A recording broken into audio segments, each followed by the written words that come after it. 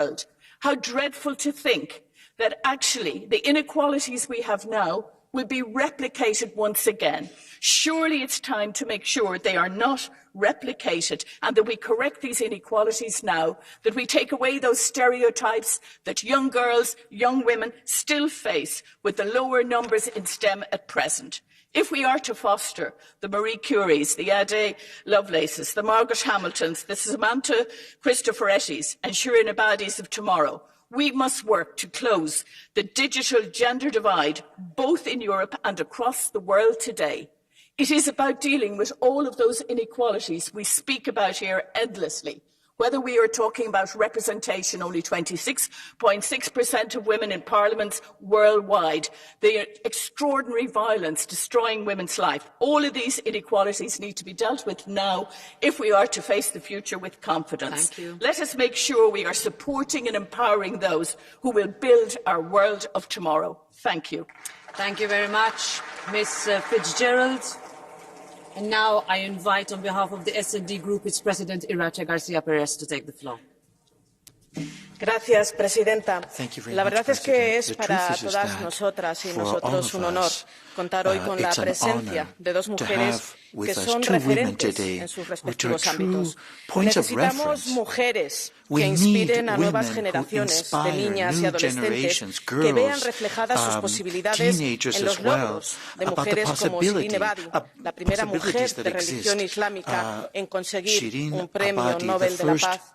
La señora Ebadi fue la primera mujer iraní en acceder a la presidencia de un tribunal en 1975 y tras muchos problemas y trabas que se le pusieron, nunca se ha rendido y ha seguido luchando. Consiguió ejercer como abogada y se centró en defender a los más débiles, los presos políticos y en especial mujeres y niños.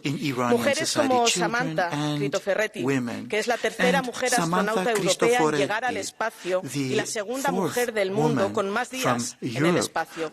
Ha habido muy pocas mujeres astronautas, pero con el ejemplo de la señora Cristoforetti, muchas niñas se darán cuenta que es posible abrirse camino en un mundo de hombres y romper el techo de cristal. Pero hoy me van a permitir que termine con un homenaje a las millones de mujeres anónimas que han hecho historia. A las madres que después de largas jornadas de trabajo vuelven a sus casas y se ponen a hacer los deberes con sus hijos y atender las tareas domésticas.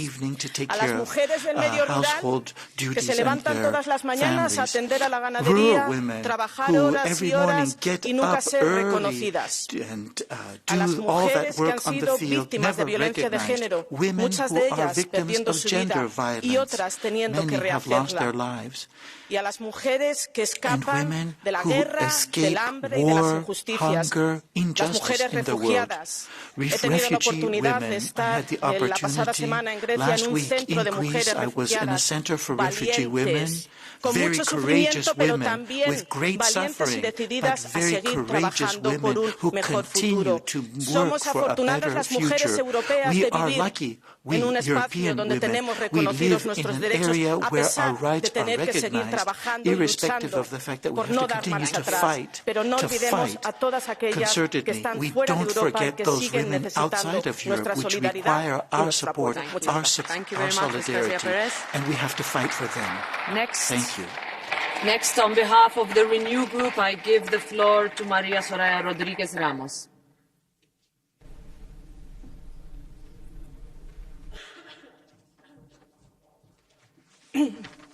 Gracias, Presidenta. Decía Simone de Beauvoir que bastaba una crisis política, económica o religiosa para que los derechos de las mujeres volviesen a ser cuestionados y que estos no podían darse por adquiridos nunca. Desgraciadamente, tenía razón. Hoy nos damos cuenta en tantos sitios.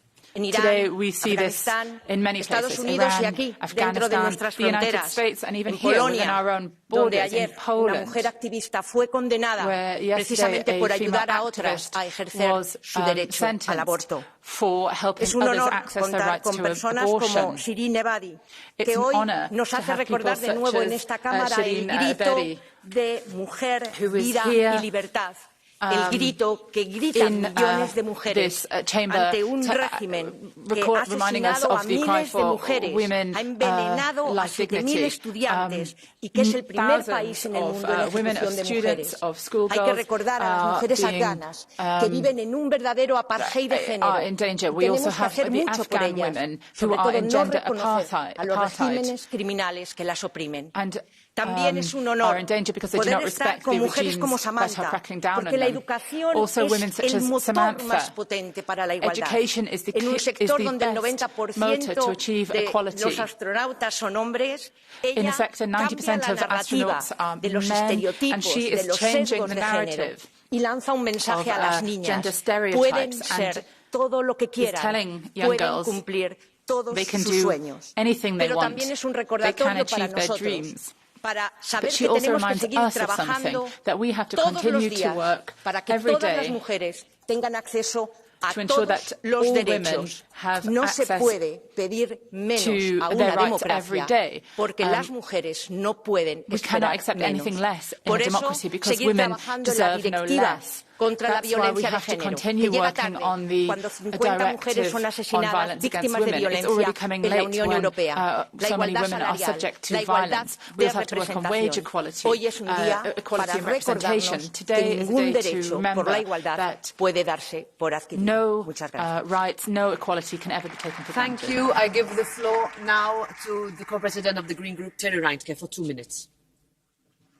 Thank you, Chair. Dear colleagues, today we are celebrating women. We are celebrating women in the fight for their rights. We are celebrating women in their fight against patriarchy. But let me say this, women are for long already not only carrying the fight for women's rights, they are carrying across the globe the fight for democracy and freedom, values that the European Union is founded on. If we look at Iran, if we look at Afghanistan, if we look at Argentina, they're brave women who are fighting for what we hold dear, and they are a source of inspiration to all of us. And one of the women that we should be celebrating today and for International Women's Day is Justyna Wojcicka. Not only because she has shown bravery and commitment, but because she has helped others. She has helped people in need. She supported women who needed access to abortion in a country like Poland, where the right and the access to abortion has been heavily restricted over the past years.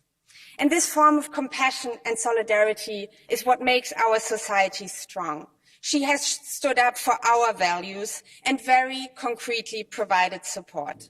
But instead of celebrating her, she's being criminalized. She was convicted to 8 months of community service yesterday for caring for others, for defending our rights. Colleagues, we cannot stay silent on this. Full solidarity to Justyna and all the women in Poland and elsewhere in the world who are standing up for their rights, who are standing up for care and solidarity. I do not want to live in a Europe where women who are helping other women are being criminalized. So let us take this day and let us take action together. Let us put the right to abortion into the EU Charter on Fundamental Rights. Women in Europe deserve it. Let us be a beacon of hope and inspiration for all women across the globe. Thank you. Thank you, Ms. Reintke. I give the floor now on behalf of the ECR group to Asita Kanko. Thank you, Madam President. Dear colleagues, I'm very grateful to be a woman. I must have done something nice and great in a past life. That's what Dr. Maya Angelou said, and I totally agree with her. Especially being a Western woman is really good. I can say that because I know what other kind of lives are. We all know what is happening in Iran. We all know what is happening in so many countries where women and girls are blocked, are mistreated and prevented, barred from school, prevented from achieving their full potential. In Kenya, for example, girls have to give their body, they have to have sex in exchange of clean water. When you think of these girls and you know that they have to fetch water every day for their families, doesn't it make you shiver? Yes, we have a good life in Europe. We have a better life here, but is it good enough? Like most of you, I am mostly satisfied. But sometimes we are confronted with fact and we wonder, is this real? Yesterday, I went to buy jogging trousers because I thought I have to lose 10 pounds so that I don't need to buy new dresses. But the salespeople could offer some pepper spray. How can you need that to go outside in Europe to enjoy fresh air? Another example, I have a teenage daughter. She cries and lays down on the ground because of menstruation pain. We were able to go to the moon. Why didn't we solve such a problem with science? And she says, God must be sexist. Why do I have menstruation and boys don't? Well, how do you answer that as a mother when all you have to give is a hug?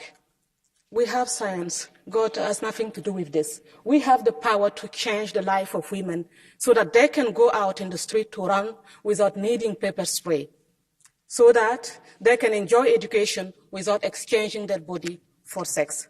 Thank you very much. Thank you, Ms. Canco. And now, on behalf of the ID Group, I give the floor to Isabella Tovalieri.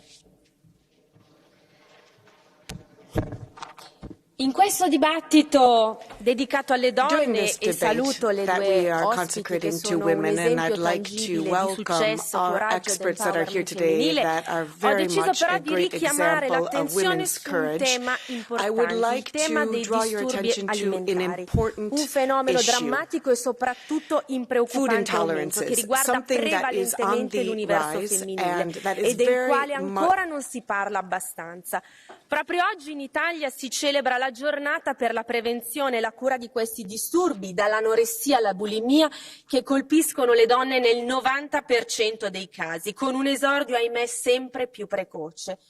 I cambiamenti marcati del corpo e dell'adolescenza, uniti all'azione sempre più pervasiva e incontrollata dei social media che propongono modelli di magrezza e di successo sempre più estremi, possono disorientare le nostre ragazze più fragili.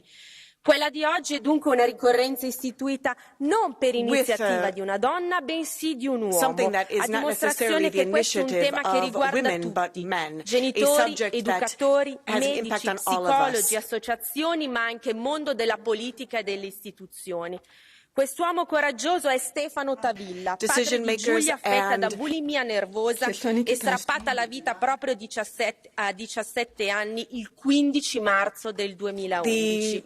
Da quel giorno questo padre insieme a 60 associazioni porta questo fiocchetto lilla in tutta Italia, non solo per fare opera di informazione, ma anche per combattere i pregiudizi, chiedere cure accessibili, creare una rete di supporto a tutte quelle persone e famiglie che condividono questo dramma. E noi siamo al suo fianco idealmente e concretamente. Per questo oggi sollecitiamo quest'Aula a che mantenga alta la guardia su questo fenomeno e in previsione della giornata internazionale contro i disturbi alimentari che cadrà il prossimo 2 giugno, chiediamo che sia organizzata una settimana di iniziative su questo tema, perché quello che è successo a Giulia e accade oggi mentre vi sto parlando ora a moltissime ragazze in Europa non accada più. Grazie. I give the floor now to the co-president of the Left Group, Manon Aubry.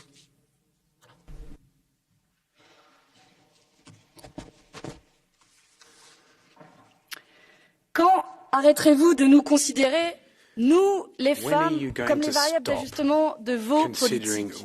Les femmes assurent les métiers sous-payés et sous-considérés. Les femmes de ménage, les aides-soignantes, les caissières, les aides à domicile, les assistantes maternelles, les secrétaires. Les femmes pâtissent déjà les temps partiels subis et des carrières hachées.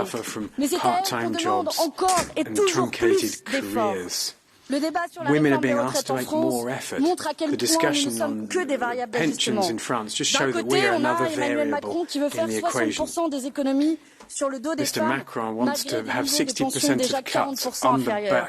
De l'autre côté, on a l'extrême droite qui nous considère, nous les femmes, comme des machines à faire des enfants.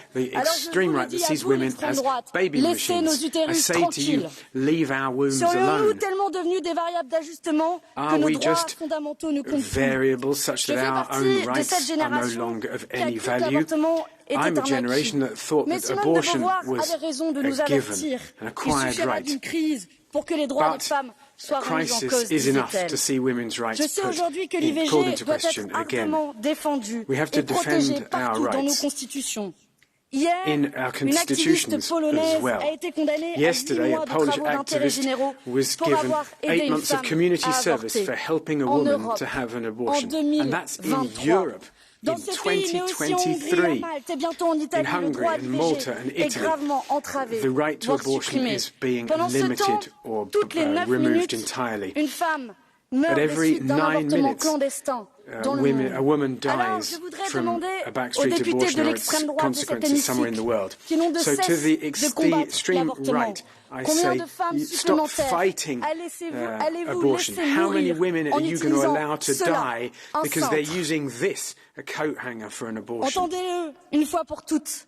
Nous ne sommes pas des variables d'ajustement. Nos corps ne sont pas à vous. Ils nous appartiennent. Nous n'avons pas peur de vous et nous nous battrons sans relâche pour nos droits jusqu'à l'égalité. Je vous remercie.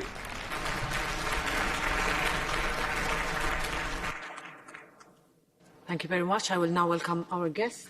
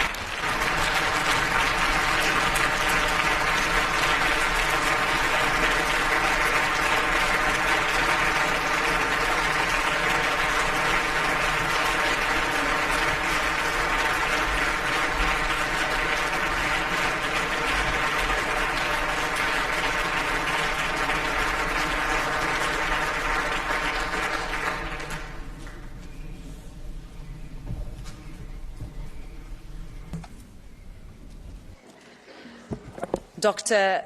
Shirin Ebadi, Commander Samantha Cristoforetti, President Michel, President von der Leyen, Commissioners, Madam Ombudswoman, dear members, thank you for being with us here in the House of European Democracy. Before we hear the speeches of today, I would like to invite all of you to turn your attention to the screens to watch a short video in celebration of International Women's Day.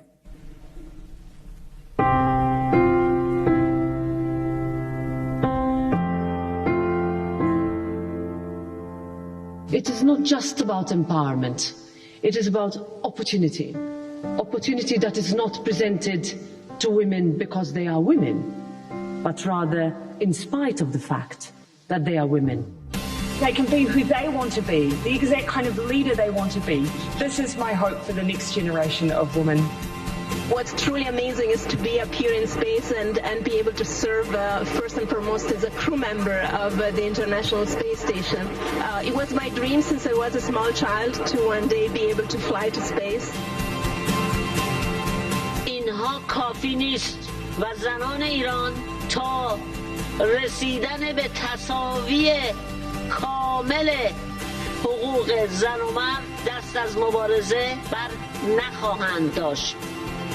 Die gleichberechtigte Beteiligung von Frauen macht unsere Demokratien stärker. Nicht, weil Frauen besser sind. Für ein vollständiges Bild von der Welt brauchen wir Männer und Frauen. Many girls cannot go to school.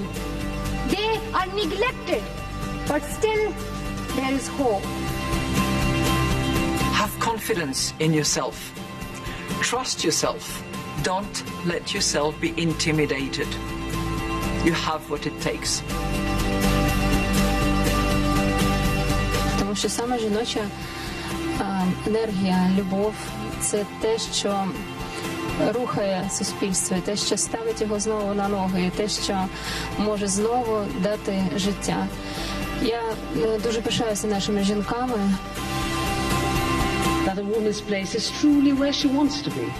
Be that standing up in parliament, heading a law firm, presiding a courtroom, or leading a nation to prosperity.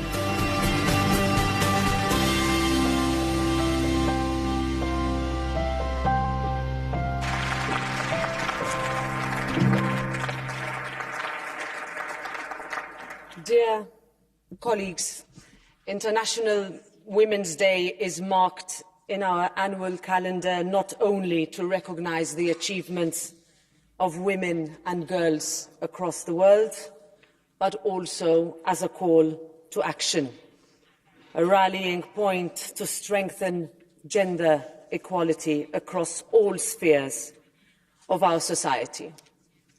I'm so proud to be here as the third woman president of this institution, and I'm so grateful for those who came before me, who made the path easier for my generation, for all of us.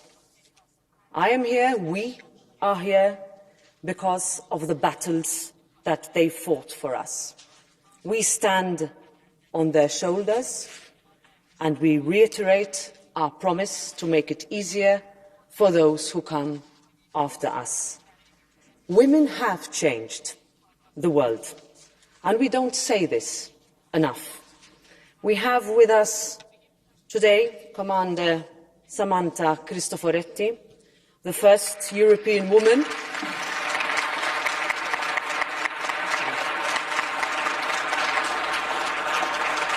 Samantha is the first European woman to command the International Space Station. Thank you, Samantha, for showing every young girl in Europe that they can reach for the stars. You beat the odds and you thrived. Your hard work and determination are an example to us all. On International Women's Day, it is important to recognize the achievements of women and girls around the world and beyond, as a source of empowerment and inspiration for every young girl.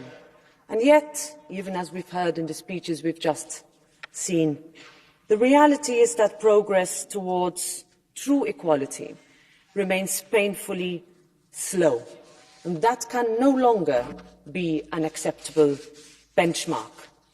So today I want to honor all those women who are fighting for their freedom and inclusion, women who are killed, beaten and abused all over the world just for being women. All those women still fighting for their rights.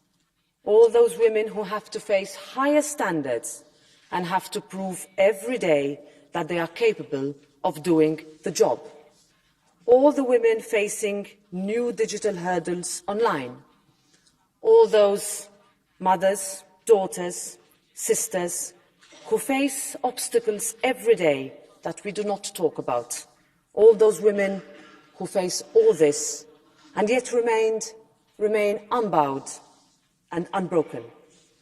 Ukrainian women fighting against an illegal Russian invasion, who, to quote the first woman president of the European Commission, smashed a glass ceiling over the head of the Russian invaders.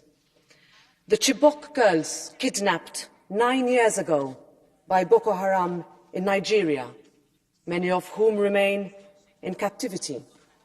They have not been forgotten, and our commitment to bring back our girls remains.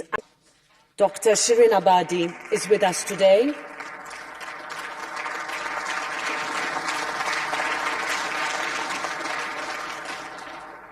A Nobel Prize laureate and one of Iran's first female judges, Dr. Abadi, we appreciate the immense effort that you have made to be with us today. You embody the fight of Iranian women, the fight for what is fair and for what is right. Your presence is a reminder that the fight will not cease and that freedom requires courage and sacrifice.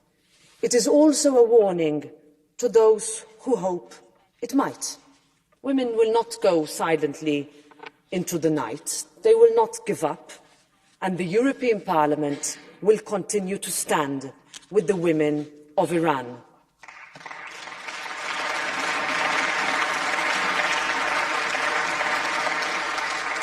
Dear colleagues, my hope is for International Women's Day to be seen as an invitation for societies to do better. Even within our union, gender equality will remain unfinished business for as long as we have not achieved equal pay for equal work. Today still, every second woman around us has experienced sexual harassment. The time is now for the European Union to lead by example, to set standards in criminalising violence against women, to improve access to justice, and to ratify the Istanbul Convention before the end of this term. When women are free, when rights are respected, when education is recognised, when pay is equal, when women are protected, when opportunities are fair and where playing fields are level, when we realise that when we are all equal, then we all benefit, that is when we can say that we have achieved the milestones our generation has inherited. That is when we can say we have left this place, this union, better than we found it, and we will keep working every day to see that happen. I now pass the floor to the President of the European Commission, Ms. Ursula von der Leyen, to take the floor.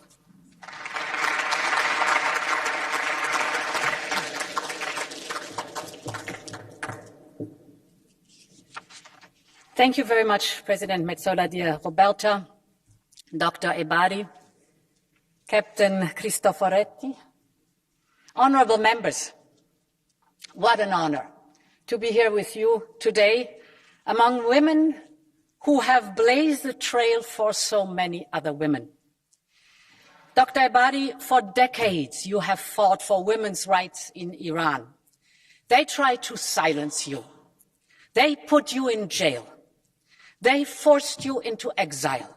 But you kept fighting with bravery, day in, day out. You are amazing, and we thank you for your leadership. It is outstanding what you've done. Today, countless women have joined in your fight, and the whole world stands in awe of the women of Iran.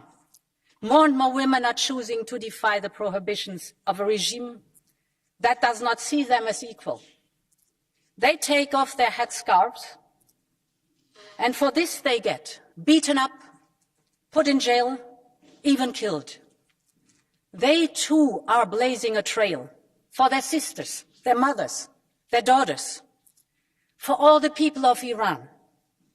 They're claiming not only the freedom to show their hair or to cover it, but also the freedom from fear, from violence, freedom to study, to work, to love without asking anybody's permission, as it should be. It's women, life, liberty. That's what you stand for.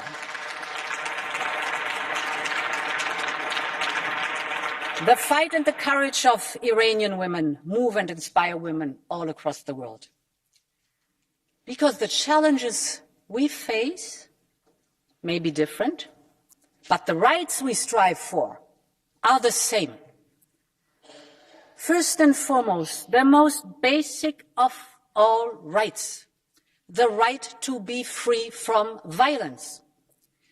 This is still a global curse, including here in Europe. And how can you be equal if you're constantly under threat? There's massive work to do to change everyone's mindset, to ensure that it's never justified to beat a woman, that it's never justified to mutilate a girl's body, that no always means no. And this is why we're pushing hard to ensure equal protection to all women in all European countries. And I know, honourable members, you share my aspiration. So let us join forces. Let us bring to life the first ever EU law on combating violence against women and domestic violence. It's time to deliver.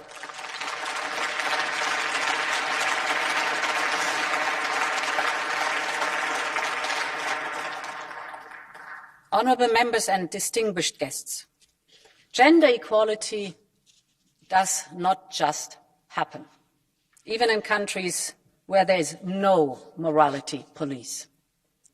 Progress is hard-won, easily lost. It requires day-to-day attention and commitment to ensure that women and girls are free from violence, that women as well as men can have both a family and a career, that women earn the same as their male colleague because they deserve it, that women do reach the very top levels because they are qualified. We have a duty to set an example to society and the economy of what a world of fair chances looks like. And this duty counts every day, not just on International Women's Day. Beyond laws, women and girls also need role models, women who blaze a trail for everyone else. And that's why I'm so glad to meet you, Captain Cristoforetti. You once said, and I quote, "As a child, I didn't dream to be the first Italian woman astronaut. I just dreamt to be an astronaut." You just wanted to follow your dreams. And with passion and hard work, you made it. And now girls look up to you as a role model. Thanks to you, they know that they too can aim high. And just like you, they can reach for the stars. Captain Cristoforetti, Dr. Ebadi, your examples inspire us. You strive for a world where young girls and boys can be whatever they want to be in life, where there are no jobs that are simply for men or simply for women, where they're not even the sky is a limit. This is our goal. And again, not because women are better, but because we are different. And also very simply, because it is right. This is time for a world of equal rights and fair chances, not just for women, but for all of us. Long live Europe. Thank you very much, President von der Leyen. I now pass the floor to Ms. Samantha Cristoforetti.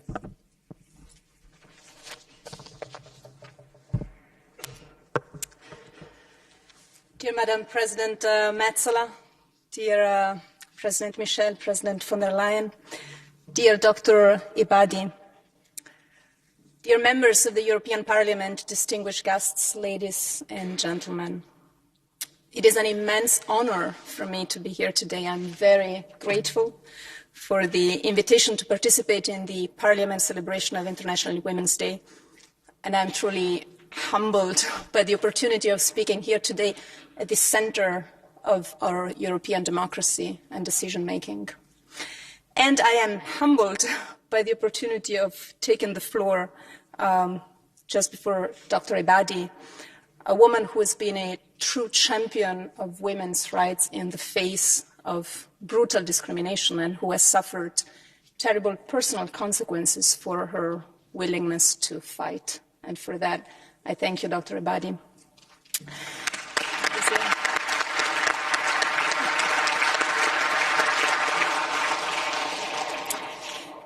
As an astronaut of ESA, the European Space Agency, I would like to take this opportunity to talk to you about what I know best, which is the European space activities, the role of ESA, and the synergies with the European Union. Space is out there, but it's also here among us every day. It's an essential element of everyday life. We take it for granted. Sometimes we even don't notice it. And yet space is woven into the fabric of every modern society. It is well known that we rely on space assets to provide important services like Earth observation, communication, navigation, services that we need, for example, for environmental monitoring, to mitigate the consequences of climate change, for weather forecast, disaster response, internet access, TV broadcasting, even smart traffic. Space assets are even crucial for energy provision or financial transactions and many other vital economic functions. And ESA works constantly to ensure that these essential services are secured and that all relevant assets are managed efficiently and remain available to support the policies that you, the political decision makers, set for us, for the benefits of European citizens, be it about climate change, the green transition, the digital transformation, sustainable development, or inclusiveness. And let us not forget security. I think that the green political context that we are facing these days has highlighted the importance of security-related space activities. And as you know, last Friday, the Commission and the High Representative presented for the first time a joint communication on a European strategy for security and defense, a European space strategy for security and defense. And the European Parliament will play a crucial role, and ESA will provide its contribution. But space is also a powerful engine of prosperity and economic growth. Today, the global space market is already worth about $340 billion US. And by the late 2030s, by some estimates, space could generate a revenue of $1 trillion US. And such tremendous growth potential can be in part ascribed to a profound transformation of our industry, often referred to as the new space revolution. New players are getting involved, often from outside of the traditional space sector. Old and new companies pursue profit and growth through novel business models. Risk sharing with public institutions through public-private partnerships, and early financing through venture capital.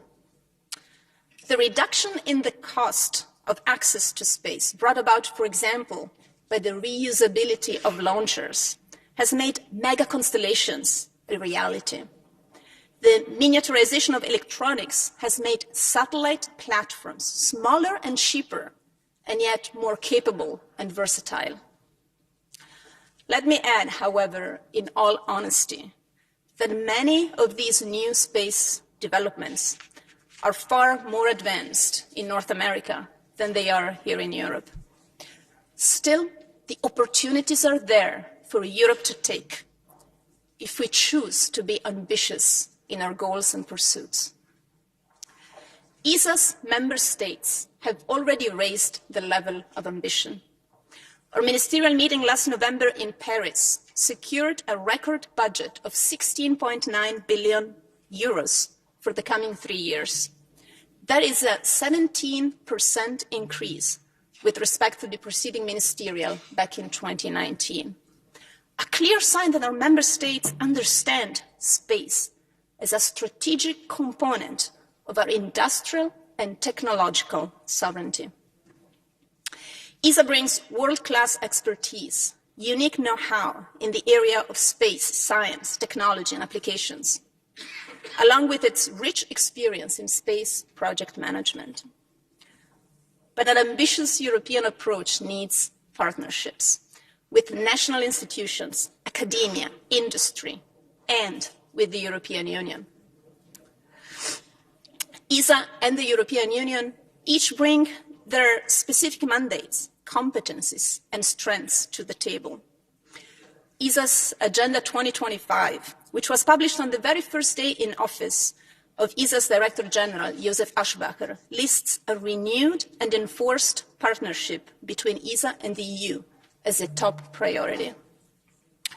ESA and the EU have embarked on major common success stories. Copernicus, the world's largest and most successful Earth observation program, providing decision makers, researchers, entrepreneurs, and the public with information on the state of our planet.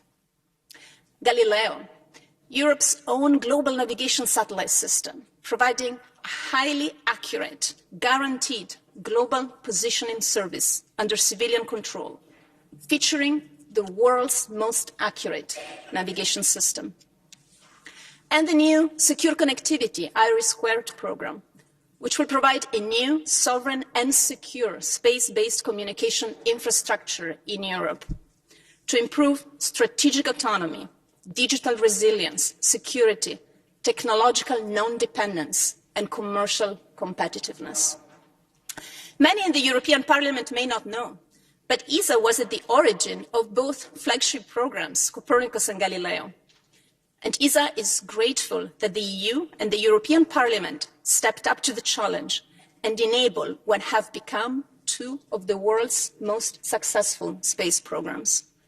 We can all be proud of these achievements, and ESA is particularly grateful to implement these programs together with the EU.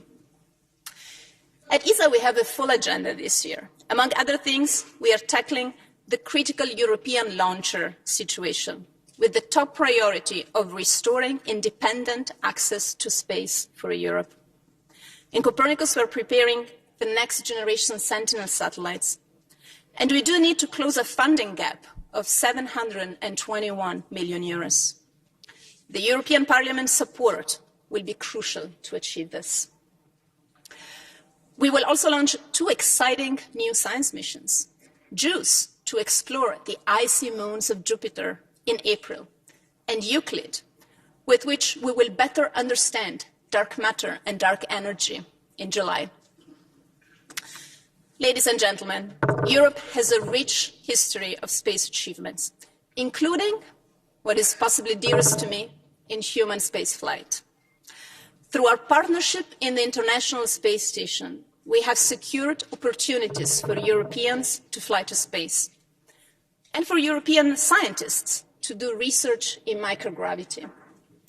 We are a strong partner in the NASA-led Artemis program of lunar exploration, providing the European service module for the Orion spacecraft, and a significant portion of Gateway, a space station that will fly in lunar orbit. Together with NASA, we intend to retrieve and bring back to Earth samples of Martian soil. As a member of the European Astronaut Corps, I myself had twice the privilege of representing Europe in space. Thank you.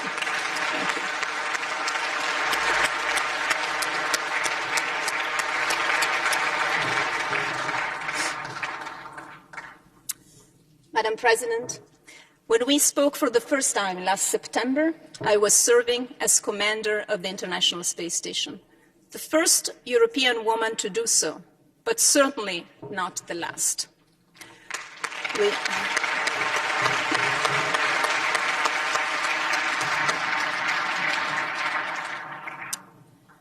At ESA, just last year, we selected a new class of career and reserve astronauts, and over half of them are women. And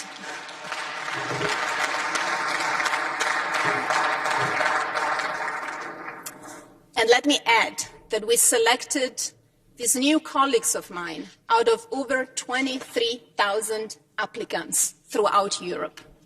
This, ladies and gentlemen, is the power of space to inspire, to spark passions in our youngsters around Europe.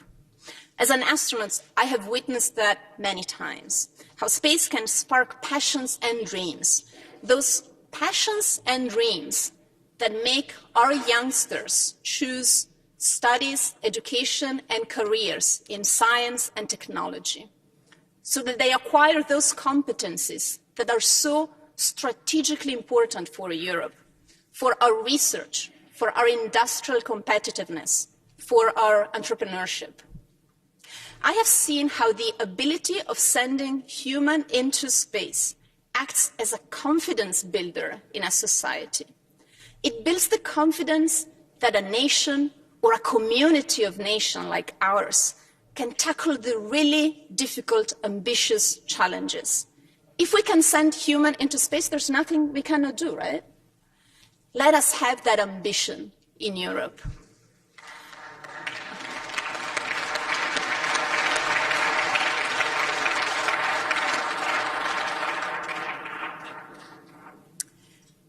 I have flown to space twice, once on a Russian Soyuz and once on an American Dragon. Twice I have fulfilled my dream of flying to space. And if I can allow myself at this point in my life one more dream, that dream is that of seeing one day astronauts flying on a European vehicle.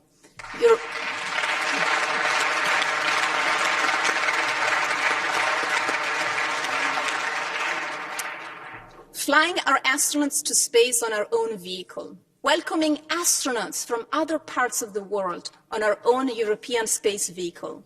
It will be a mighty political, strategic, cultural, psychological, even philosophical symbol. It will be an expression of Europe's ambition to gain a position in space that matches Europe's political and economic weight. It will allow us to continue to cooperate in international partnerships, but do that on a more equal level.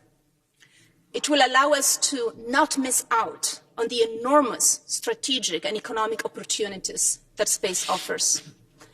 And it will allow us to develop and retain in Europe vital STEM talent, and to develop the capabilities, but also the mindset that is needed to solve the many big challenges that we are facing for the benefits of the citizens in Europe and all over the world.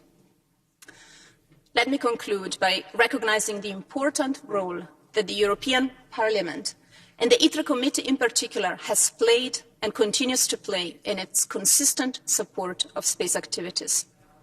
You have been a competent and reliable partner for ESA in all of our discussions and negotiations, as well as in the preparation of the legislative basis for our common space projects, Galileo, Copernicus, and now IRIS².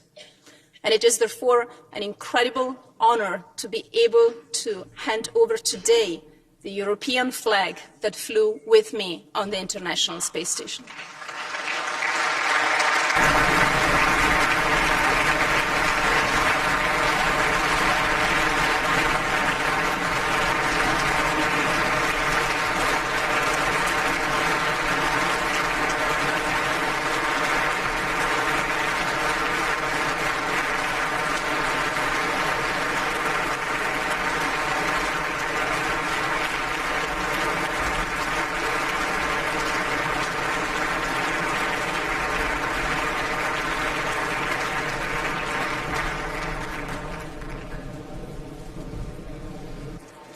Thank you so much, dear Ms.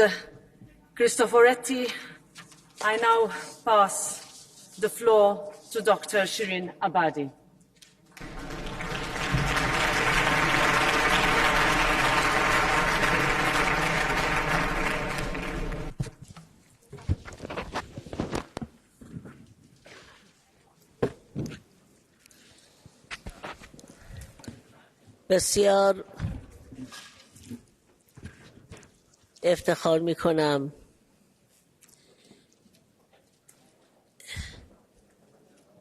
بسیار افتخار میکنم که در چنین روزی با شما صحبت میکنم و عالی جنابان Ladies and gentlemen, ریاست the honorable عالی جنابان Your Excellencies, ریاست محترم پارلمان اروپا the Honorable President of the European Union, اتحادیه اروپا نمایندگان محترم European Parliament, the Honorable MEPs and dear guests, و خانم ها و آقایان and ladies and gentlemen, افتخار میکنم که در it is چنین an روزی honor for me در to این be مکان among you on such a day and once again addressing اروپا صحبت میکنم. you members of European Parliament. I would like to thank you for having given me this opportunity. It's an honor for me and it is as a result of the fight and protest by my people in Iran. It was the Iranian women who started a revolution, as a result of which the voices of the Iranian people have been heard throughout the world, including yourselves.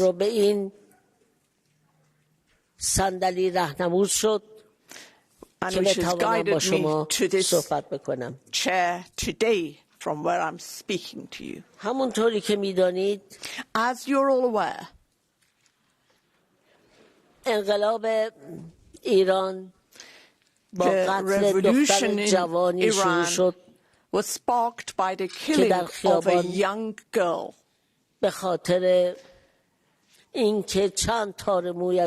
who was arrested on the street by the morality police only because a part of her hair was visible from under her scarf, and she was killed. And the family of this girl filed a complaint, but to no avail.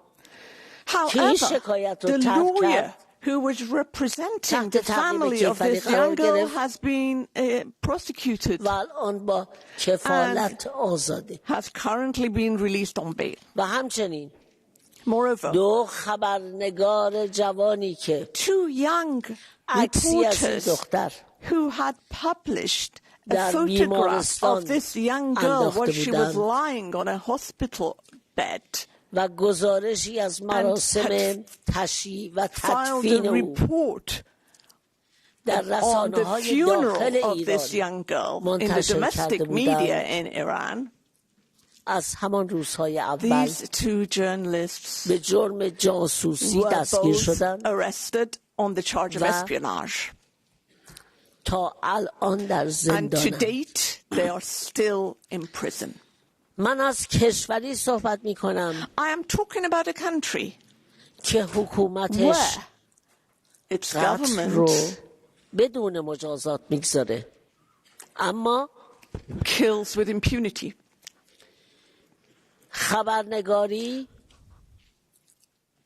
While the profession of journalism and the legal profession is deemed a crime. And of course, you representatives of Europe, I am sure you are well aware of the conduct of the Islamic Republic. And you know that how many of your nationals are currently being held hostage in our prisons. And unfortunately, so far, at least two of them have been sentenced to death penalty. Why? Because the government in Iran, by taking your European nationals hostage, wants to achieve its political objectives. In that country, what is not important is justice, because our courts are not independent and they follow the security forces in Iran. And they only implement the ambitious policies of the regime. And lack of independence of courts is one of the most important issues in Iran.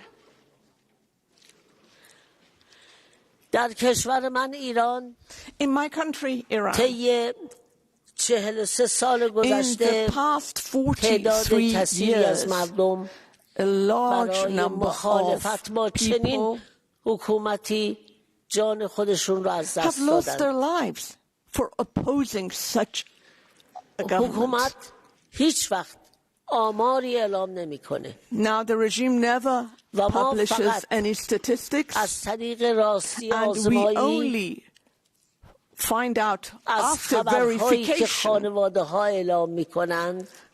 from the families of these victims and how many have been killed. In this revolution, which was sparked by this young girl called Mahsa, which started in September 2022, to date,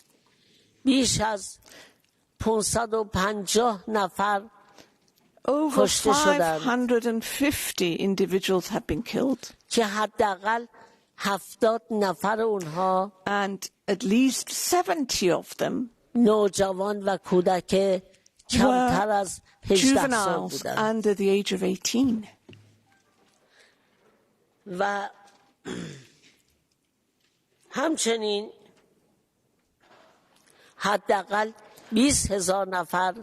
Moreover, at least 20,000 protesters have been arrested. Recently, in this very month, the Iranian government, in a bid to deceive public opinion, they announced that they have pardoned some of these prisoners.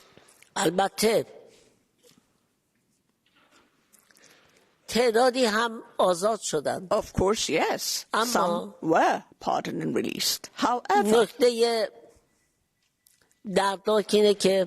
what is so tragic is that the same number of people that released, they went on and arrested exactly the same number again. And even more importantly, the protesters who were very influential in these recent protests remain behind bars.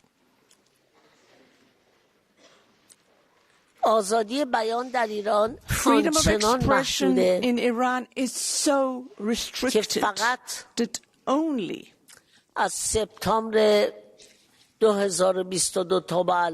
since September 2022, 18 lawyers have been arrested merely for defending these protesters. They're being prosecuted at the moment. Some of them remain in prison. And I would like to name one of them, who is a colleague of mine, who has been a colleague of mine, and at the moment he is on hunger strike. His name is Mohammad Najafi. The rest have been freed on bail. And this stems from the lack of independence of the judiciary in Iran.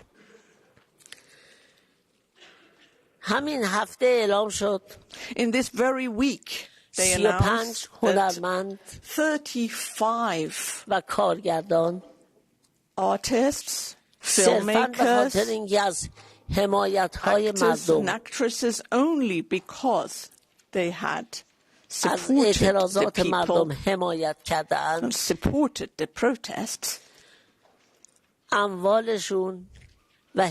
had their assets and bank accounts, have had their assets confiscated, their bank accounts frozen. Dozens of journalists, bloggers, writers are currently in prison.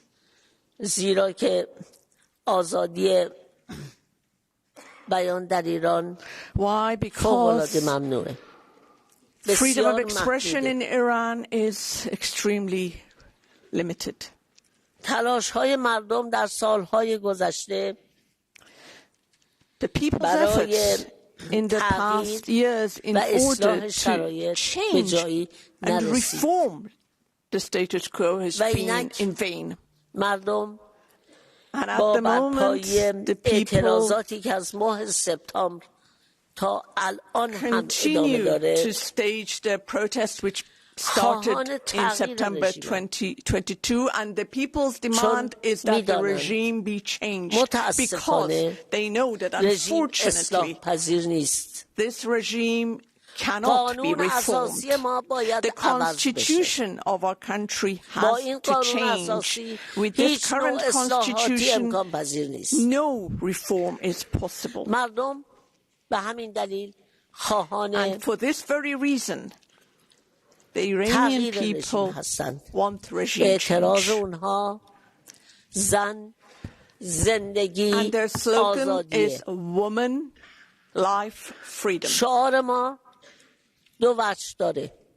And this slogan, you can look at this slogan from two perspectives.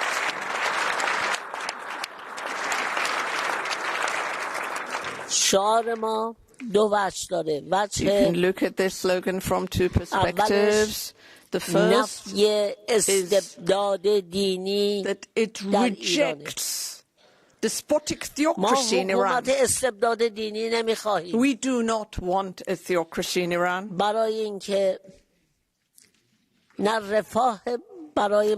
Because such a government does not bring the people welfare or freedom.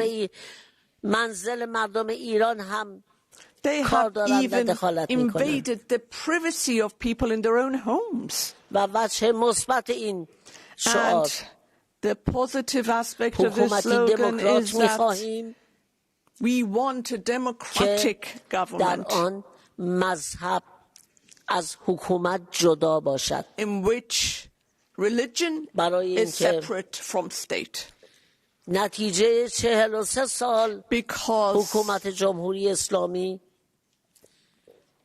after 43 years of experiencing the Islamic Republic has shown us and the Muslims in the region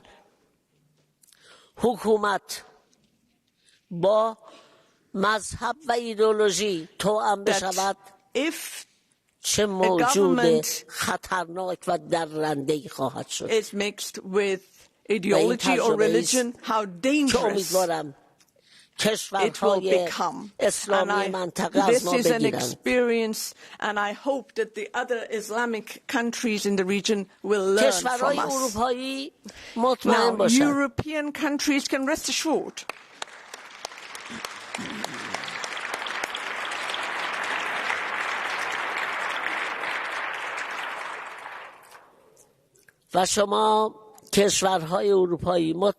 You, European states, can rest assured that if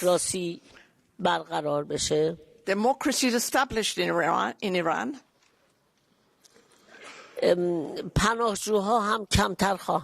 there will be fewer refugees entering your countries. Currently, one of the main problems of the Iranian people is immigration. We are suffering from brain drain. There is no employment in Iran. Even those who manage to find jobs, earning is so low that they cannot eke out a living. Only yesterday, the chancellor of one of the most important universities in Iran announced that only in 1 year, 70 professors have fled the country and emigrated. Now, if we have democracy in Iran, the people will no longer need to emigrate or seek asylum elsewhere. Therefore, please support the establishment of democracy in Iran. Because not only that would reduce the number of refugees in Europe, but we will also be able to build our country. Democracy in Iran will be not only to our benefit, but will also bring about peace and calm in the region.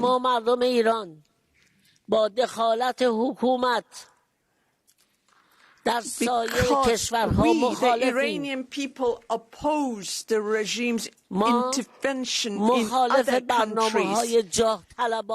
We are against the ambitious policies of the Iranian regime. We oppose Iran's nuclear program. They have spent so much money on this and to no avail.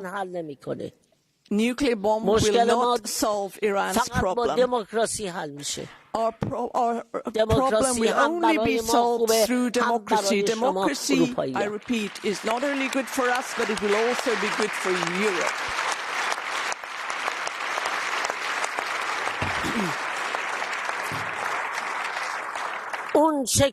آنچه که گفته شد فقط بخش کوچکی از مشکلات مردم ایرانه. A small fraction of the problems faced by the Iranian people. I now use this occasion to call on the democratic states throughout the world.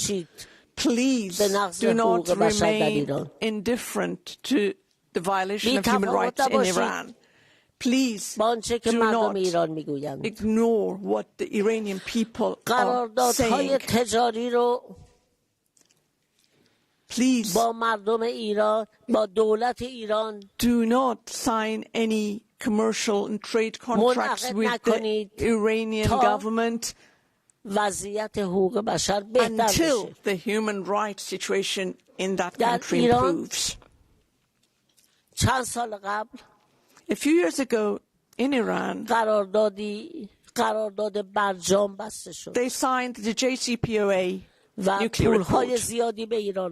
As a result, a great deal of money was sent to Iran, and for 3 years sanctions were lifted against Iran. However, in those 3 years, the situation of the Iranian people did not improve. Why? Because any money received by the Iranian government is either spent on major embezzlements by the Iranian regime, or it will be used in order to assist Lebanon's Hezbollah and paramilitary groups in the region, which has disrupted peace in other countries. You honorable MEPs, have you asked yourself why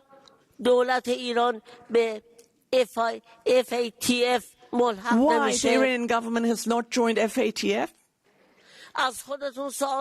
Have you asked yourself why we have not joined the Palermo Convention?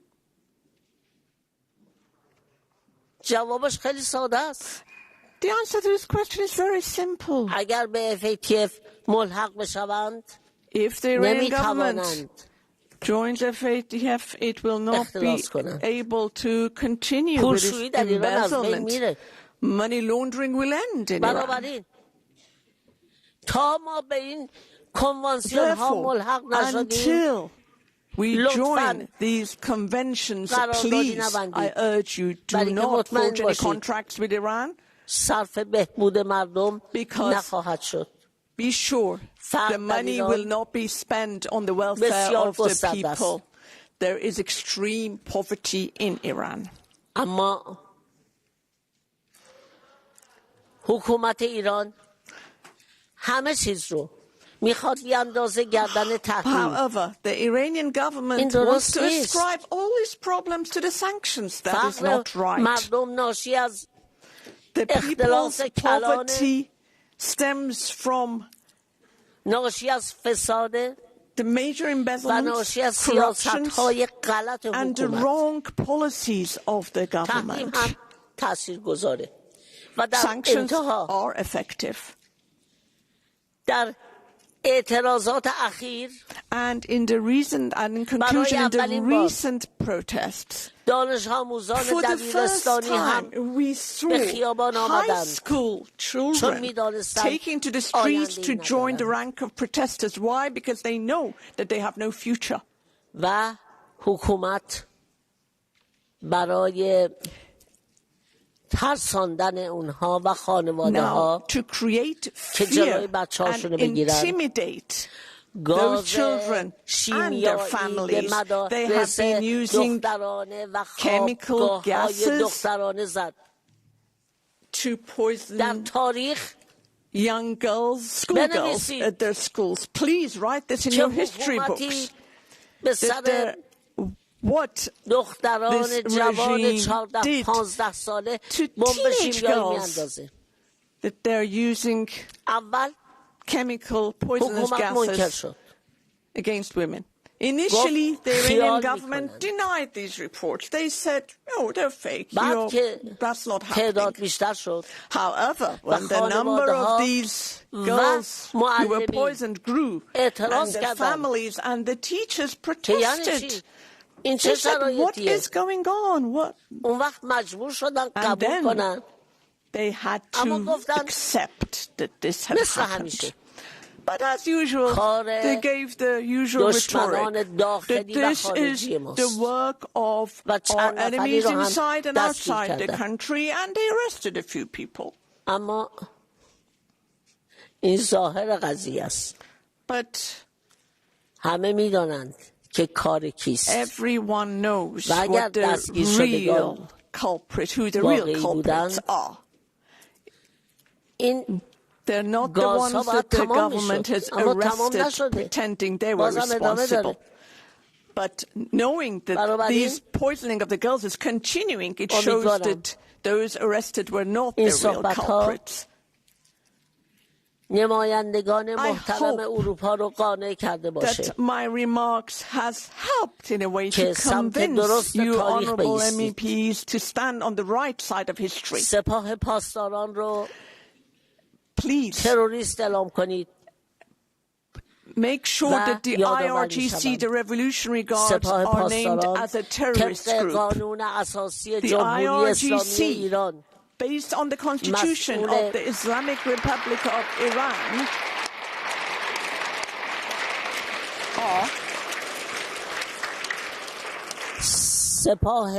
I repeat, the IRGC, based on the Constitution of the Islamic Republic of Iran,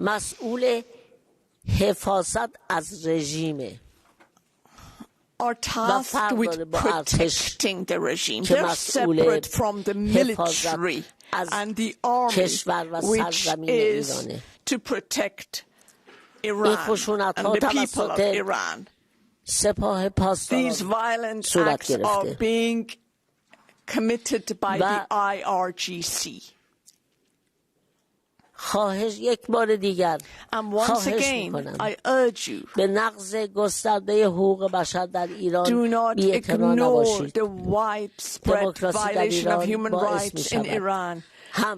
Democracy in Iran, once established, not only will bring calm to Iran, but it will bring peace and calm to the whole region. And without any doubt, the current government in Iran is not any help for the situation in Ukraine either. Thank you very much for having listened to me. Thank you.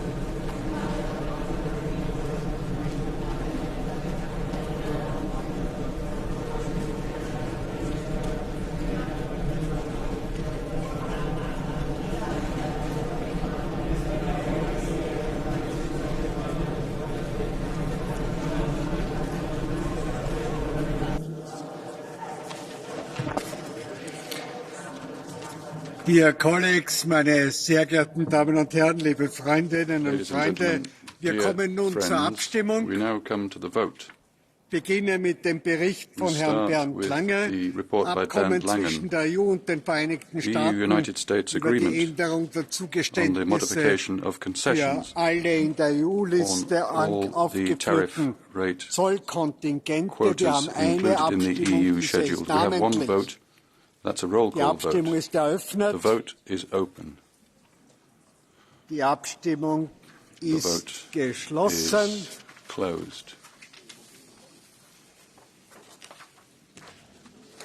Angenommen.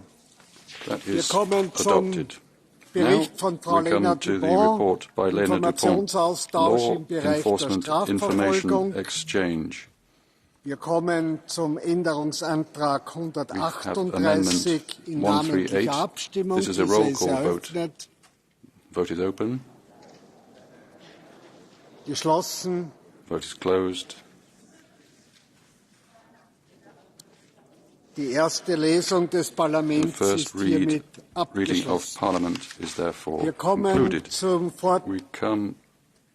zum Bericht die fortgesetzte Repressionen gegen die Bevölkerung von Belarus. Es gibt einen gemeinsamen